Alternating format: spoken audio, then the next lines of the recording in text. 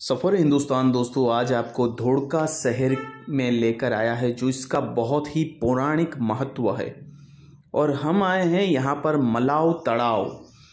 दोस्तों ये मलाव तड़ाव तकरीबन 1000 साल पुराना है और इस मलाव तड़ाव को न्याय का प्रतीक कहा जाता है।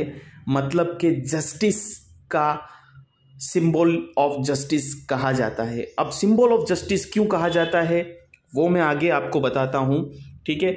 लेकिन पहले इस मलाव तड़ाव को किसने बनवाया वो मैं कहता हूँ। गुजरात जब गुर्जर प्रदेश हुआ करता था 11वीं सेंचुरी में, तब सिद्धराज जयसिंह जो गुजरात के एक जाने माने राजा हुआ करते थे, उनकी मदर का नाम था मीनड़ देवी। वो भी बड़ी फेमस रही थी। उन्होंने बहुत सारे तालाब गुजरात में बनवाए थे, ठीक है। उसमें से एक तालाब है ये जिसका नाम है मलाव तड़ाव। इस तालाब को आप देखेंगे तो पूरा राउंड है, लेकिन बीच में से एक जगह पर राउंड करना रह गया है। असलियत में ये न्याय का प्रतीक उसी कोने की वजह से उसको कहा गया है, जो कोना आप सामने देख रहे हैं। हम डिटेल में बात करेंगे पूरी तरीके से। दोस्तों ये 1000 साल पुराना है लेकिन खंडहर हो चुका है। मेरे ख्याल से समय रहते हुए इस पे ध्यान नहीं दिया गया। यहाँ अभी वेडिंग फोटोशूट चल रहा है और वेडिंग से रिलेटेड दोस्तों वीडियोग्राफी करवाने यहाँ बहुत सारे लोग आते हैं।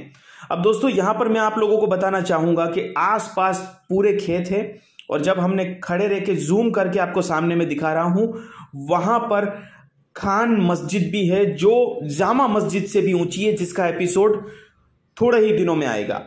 और धोड़का में एक दरगाह शरीफ भी है ख्वाजा हसन खतीब चिश्ती जी की, वो भी हमने चैनल पे वीडियो डाला है, वो जाकर भी देख सकते हैं। और बहुत सारे मंदिर भी हैं जिनकी शूटिंग हम आने वाले दिनों में दोस्तों यहाँ पर करके आप लोगों को बताएंगे, ठीक है। तो अभी आप देख रहे हैं इसके एक कोने पर दूसरी फेमस मस्जिद भी है जो पुरानी लगती है और दोस्तों बड़ा ही खूबसूरत और आप कह सकते हैं आनंदमय यहाँ पर आकर लगता है। ये कुछ लेक आपको काकरिया की तरह दिखेगा। क्यों काकरिया की तरह लगता है? काकरिया से है छोटा देखने में, तकरीबन 400 स्क्वायर यार्ड में ये फैला हुआ है, ठीक है। और इसमें बीच में जैसे नगीनावाड़ी में आप चलते हुए बीच में पहुंच सकते थे, वैसे ही इसमें भी चलते हुए आप बीच में एक आप कह सकते हैं ये स्ट्रक्चर बनाया गया है जहां पर आप जाकर आराम कर सकते थे।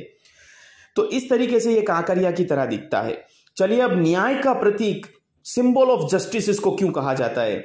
अब ये कचरा दोस्तों देख रहे हैं तो मैं गवर्नमेंट से कहूंगा कि प्लीज इसको बचाने के लिए आप कुछ करिए। और इसके बाहरी तटों पर भी बहुत सारा कचरा था और बीच में जहां सेंटर में जाते वहां भी बदबू और कचरा बहुत था। जैसे कि आप घाट पर देख रहे हैं, घाट पे भी फटे हुए कपड़े भी बहुत सारे थे जिसकी वजह से गंदगी का अंबार था।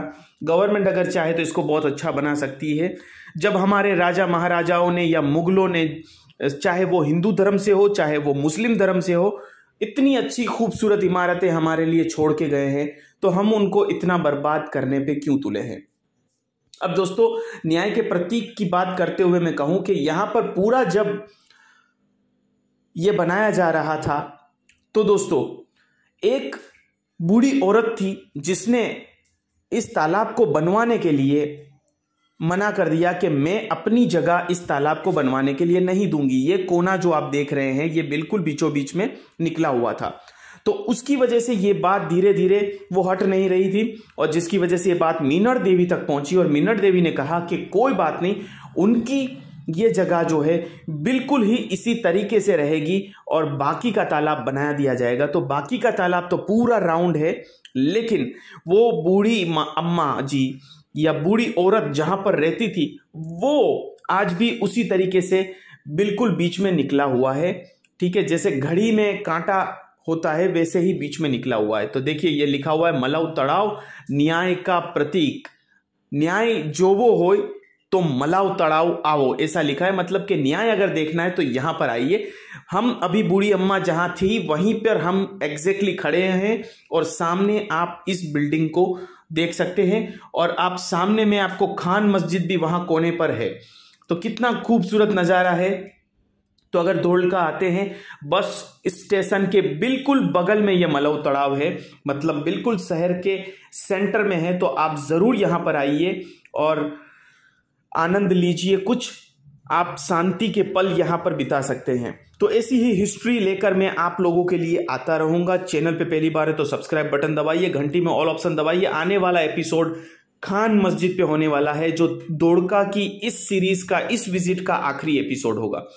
यहाँ पर बहुत सारे पत्थर दोस्तों टेढ़े मेढ़े जमा दिए गए हैं, मतलब रख दिए गए हैं, ठीक है, जिसपे अच्छी अच्छी कलाकृति बनाई गई है, जिनको अगर सही से संजोया गया होता तो आज ये ऐसी बर्बादी के कगार पर नहीं होते। दोस्तों सिद्धराज जयसिंह के काल में दोस्तों बहुत सारे तालाब बनाए गए, उसमें से एक तालाब है सहस्त्रलिंगा तालाब, जो कि रानी की वाव के बिल्कुल पीछे आया हुआ है। उसकी भी हिस्ट्री बहुत ही रोचक है कि किस तरीके से वो तालाब बना और वो सूखा और फिर उसमें पानी आया, किसी के बलिदान की है, जिसमें दोस्तों एक पंथ के लोग जो हैं वहाँ पर जसमा ओडाणा जी को बहुत मानते हैं, ठीक है। वो पंथ के लोगों के रिलेटेड भी दोस्तों स्टोरी हमने वहाँ पर कवर की है, तो आप जाकर वो वीडियो भी हमारी चैनल पे देख सकते हैं, लिंक मैं डिस्क्रिप्शन में डाल दूंगा। तो दोस्तों क्यों ऐसे तालाब बनाए जाते थे, क्यों पहले के राजा, दोस्तों एक्चुअल में गुजरात जो है वो पहले शुष्क प्रदेश हुआ करता था, तो ऐसे तालाब जो है गर्मियों में खास करके पानी की किल्लत हो जाती थी, तो लोगों की सहूलियत के लिए दोस्तों ऐसे तालाब बनवाए जाते थे ताकि लोगों को ये काम आ सके और लोग अपने गर्मियों के दिन आसानी से निकाल सके। जब मीणर देवी दोस्तों जब द्वारका जाती थी या सोमनाथ जाती थी और रास्ते में कहीं पड़ाव में रुकती थी और उनको लगता था कि कहीं पे तालाब की ज़रूरत है, तो तब के राजा महाराजा ये तालाब बंधवाते थे। दोस्तों गुर्जर प्रदेश की मैं बात करूं तो पहले सोलंकी वंश का राज रहा, उसके बाद राजपूतों का भी राज रहा, और उसके बाद दोस्तों मुगलों का, मतलब कि मुस्लिम कल्चर का भी राज रहा। तो गुजरात एक इकलौता दोस्तों ऐसा राज्य है, मैं हिंदुस्तान में कहूँगा, कि जहाँ पर बहुत सारी अलग अलग, और आखिर में आप लोगों को पता है कि अंग्रेजों ने भी यहाँ पर सूरत को अपना बनाया था, अहमदाबाद को बनाया था। तो एक गुजरात ऐसा है कि जहाँ पर दोस्तों आपको हर वंश की, हर मुगल की, या आप हर शासक की कह सकते हैं कि झलक देखने को मिलती है। तो कुछ दिन तो गुजारिए गुजरात में।